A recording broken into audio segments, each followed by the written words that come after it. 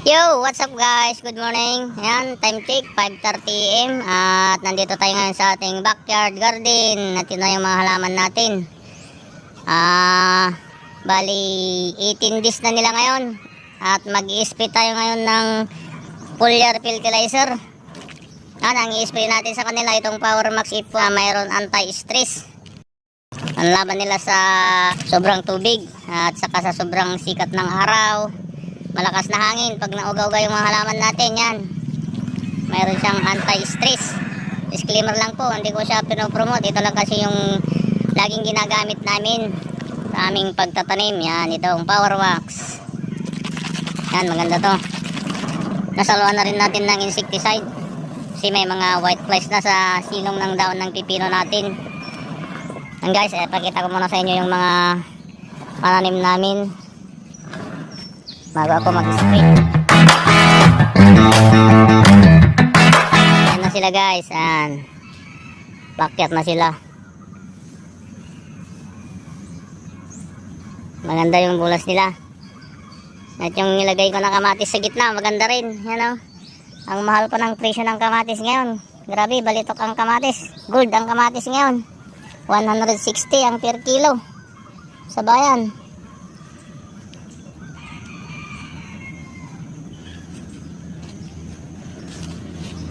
Maganda yung bulas ng kamatis din. Yung pipino, ang ganda ng bulas oh.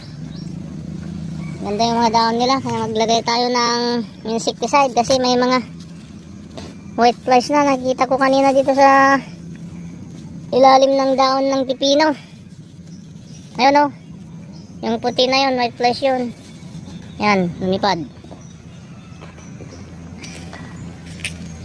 Yan, 18 days nila ngayon.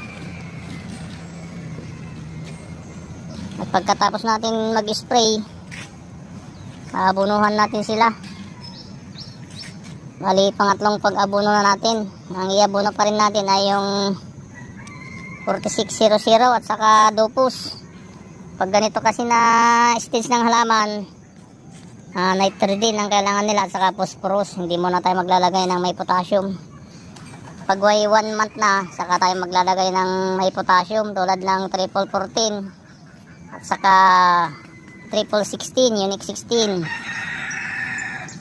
Yung potassium kasi ay kailangan nila pag sila ay namumulaklak na, namumunga na. Yan, maganda. Maganda itong tanim natin dito sa ating backyard.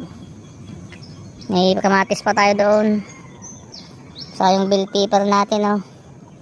Nilagyan ko na rin ng sili doon sa gitna nila. May mga nangulot kasi dyan sa bell pepper natin tulad na hindi ko makita. Hindi masyadong makita sa video. Lalapit tayo. Marami akong pinalitan ng kamatis doon kasi may nangulot. Yan, maganda rin tong talong natin. Sa backyard lang natin to guys. Backyard garden. Yan, nandyan yung bahay ko. At nandito yung mga pre-raise natin ng manok. Pre-raise number 3, pre-raise number 2. Yung number 1 nasa likod. May pato pa sa taas. Maganda na rin itong kamatis natin dito.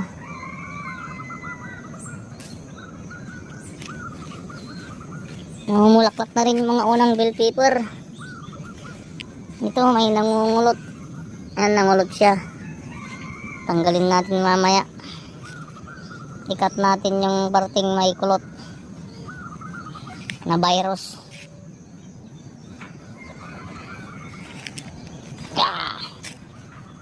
Ang ganda ng pipino natin.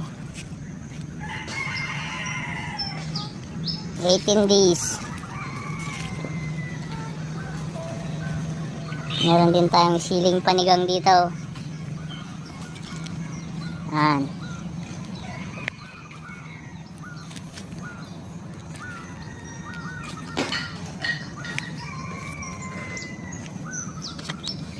Meron tayong patula dyan. Hindi ko pa nalagyan ng trellis.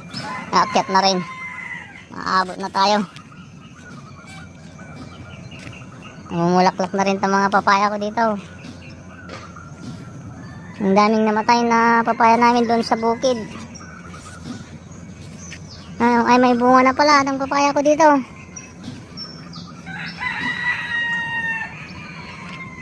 At may mga upo pa tayo dyan.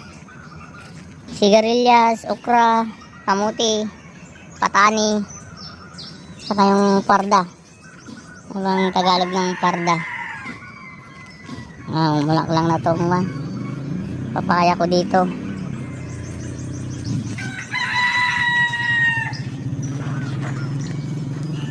Yan guys, at magtitimpla na tayo ng i-spray natin na pulyar. At pagkatapos mag-abono tayo. Yan, magtitimpla na tayo para makapag-spray na tayo.